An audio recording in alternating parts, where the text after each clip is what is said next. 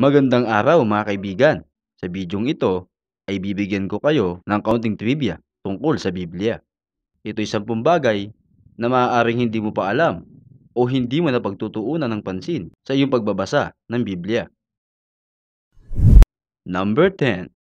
Ang tao na pinakamahaba ang buhay. Alam nyo ba na si Matusalem ay nabuhay ng 969 years at ito ay nakasulat sa Genesis chapter 5 verse 27. Hindi ito imposibleng mangyari noong panahon nila dahil hindi pa polluted ang mundo noon at wala pang halong kemikal ang kinakain ng mga tao noong unang panahon. Number 9. Pinakamaiksing Bible verse. Siguro sa mga nagbabasa ng Biblia ay hindi nyo na napagtutuunan ng pansin kung gaano kahaba ang mga talata at kung gaano kaiksi. Alam nyo ba na ang pinakamaiksing verse sa Bible ay nakasulat sa aklat ng John chapter 11 verse 35? Tumangis si Jesus. Number 8. Pinakamahabang verse sa Bible. Ang pinakamahabang verse naman sa Bible ay nakasulat sa Esther chapter 8 verse 9. Maaari niyong tignan ito sa inyong mga Biblia. Number 7. Pinakamahabang pag-ulan. Alam niyo ba na ang pinakamahabang pag-ulan sa Biblia ay noong panahon ni Noe? Ito ay umabot ng 40 days and 40 nights nang walang tigil na pag-ulan. Kaya naman umabot ang tubig sa tuktok ng pinakamataas na bundok. Ito ay nakasulat sa Genesis chapter 7 verse 12 at umulan sa ibabaw ng lupa ng 40 araw at 40 gabi. Number 6. Pinakamahabang panahon na hindi umulan. Dahil nga sa kasamaan ng Israel noon at pagsamba nila sa mga Diyos-Diyosan ay nanalangin si Elias na huwag umulan upang magkaroon ng taggutom upang ma-realize ng mga tao, lalo na ng hari na si Akab, ang kanilang mga kasalanan. Pinakinggan nga ng Diyos ang dalangin ni Elias dahil dito'y hindi umulan ng 3 taon at 6 na buwan. Ito ay nakasulat sa Santiago chapter 5 verse 17. Si Elias ay isang taong may pagkataong gaya rin ng atin at siya'y nanalangin ng buong ningas upang huwag umulan at hindi umulan sa lupa sa loob ng 3 taon at 6 na buwan.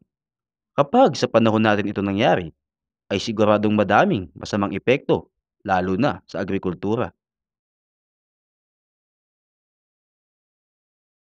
Number 5. Pinakamalakas na taong nabuhay sa mundo. Si Samson ang pinakamalakas na tao na nakarecord sa Biblia. Sa sobrang lakas niya ay kaya niyang bumunot ng 2 poste ng bahay ng sabay. At dahil nga sa taglay niyang lakas, ay nagawa niyang humuli ng 300 mababangis na wild dog at itali ang mga ito ng sabay-sabay. Pumatay din siya ng mabangis na leon. Sa kasalukuyan ay wala pa ako nakikitang naging kasing lakas niya. Talaga namang mala superhero ang lakas ni Samson. Number 4. Pinakamatalinong tao. Ang pinakamatalinong taong nabuhay sa mundo ay si Solomon. Kung gusto niyo malaman ng kabuuan nito, ay panoorin niyo ang pinakauna kong vlog.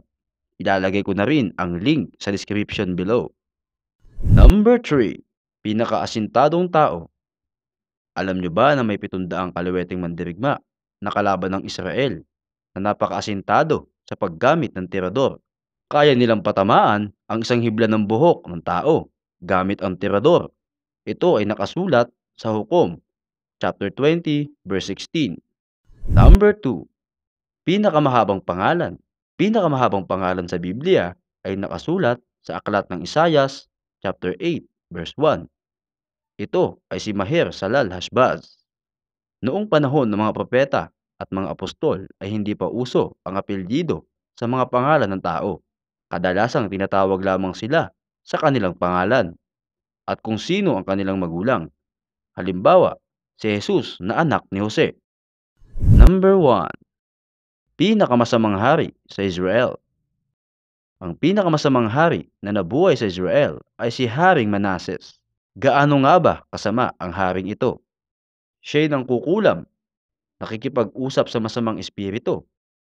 Pinuno niya ng dugo ng walang sala ang Jerusalem sa pagpatay ng mga inosenteng tao.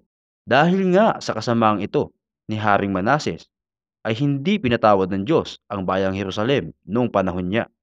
Ito ay nakasulat sa Ikalawang Hari, chapter 23, verse 26 at Ikalawang Hari, chapter 24, verse 3.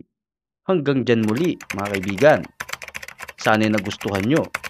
Salamat!